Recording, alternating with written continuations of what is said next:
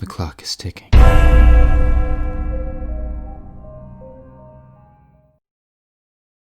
Have you ever woken up in the middle of the night and had an overwhelming feeling of fear, to the point where you cannot even move or hardly breathe? Scientists have begun to call this phenomenon sleep paralysis.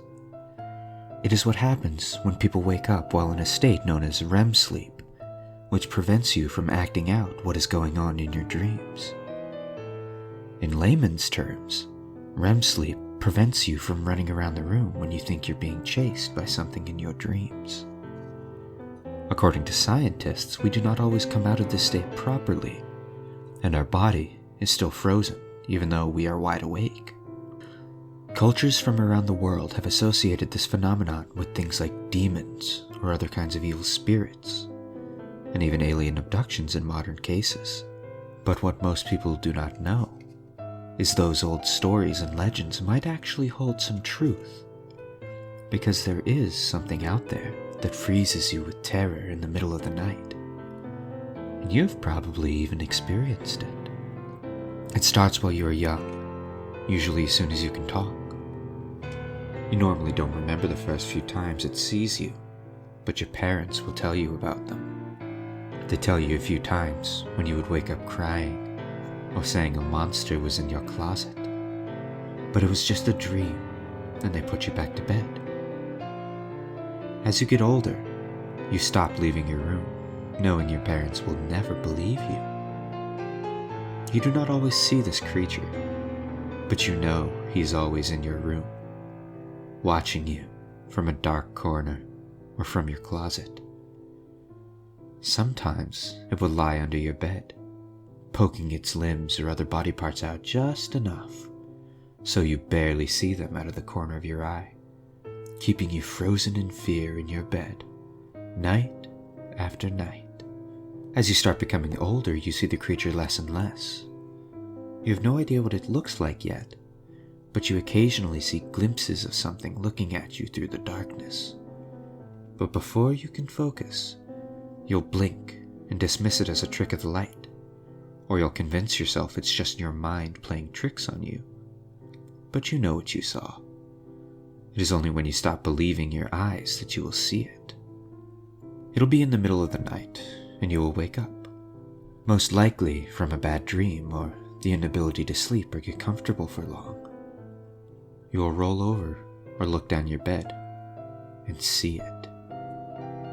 It is a humanoid and completely bald with blood-red skin.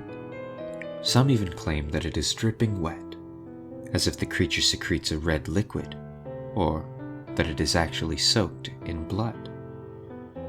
You'll be paralyzed as you stare at this creature, smiling the widest smile you have ever seen in your life, with 2 rows of perfectly white, yet very human-like teeth. The being does not speak or otherwise move, but you cannot do anything. You cannot run. You cannot hide under your covers. You cannot scream. And sometimes you are not even able to breathe. After what seems like an eternity, the creature will climb into bed with you and lie there until you fall asleep. He does not touch you, nor make any attempt to, but he continues to stare at you, sometimes even chuckling softly. When you cannot stand to look at its menial and terrifying grin any longer, it will speak just 2 words to you in a soft but devilish voice. Sleep well. Surprisingly, you will finally be able to fall asleep, and you will never see him again. Now, most people claim that they have never seen this creature. In fact, they would argue that this is all just some kind of psychological cover, or just the product of a young and wild imagination. But like you have just heard, as long as you believe the creature exists, it will not come into your bed, and it will keep its distance. It almost seems to prefer that you know it is there, and it is real. No one is quite sure why this creature does what it does. It only seems to delight in the terror of its victims, and it feels the need to remind them of its existence when they are able to convince themselves that it is not real. Perhaps it feels as if it cannot frighten you anymore after its final visit, or that the instance is so terrifying that the memory alone is enough to keep you terrified for the rest of your life. We may not know why the Red Man, as some people call it, does what he does, but its victims know that it is real, and it is out there, hunting. How can you tell if this creature has visited you, or that it may be the thing watching you from the corner of your room? Well, it is said that children are more in tune to spiritual things because of their innocence. This is displayed by the fact that children are more willing to believe in mythical creatures like fairies and the boogeyman, even if someone like their parents reassures them that they're not real. But at some point, all of us grow out of our beliefs. We stop believing in things like Santa Claus and the Tooth Fairy. But can we ever really pinpoint a date as to when this happens? Can we even remember much from the time in our lives when these things were real to us? Perhaps the Red Man takes this away from us. Perhaps it is he that takes away that innocence and replaces it with something sinister or dark, blocking out our childhood beliefs.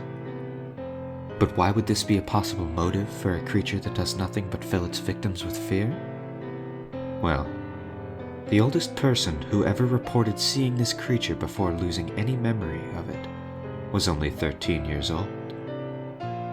Sleep well, and know that the Red Man has already left you.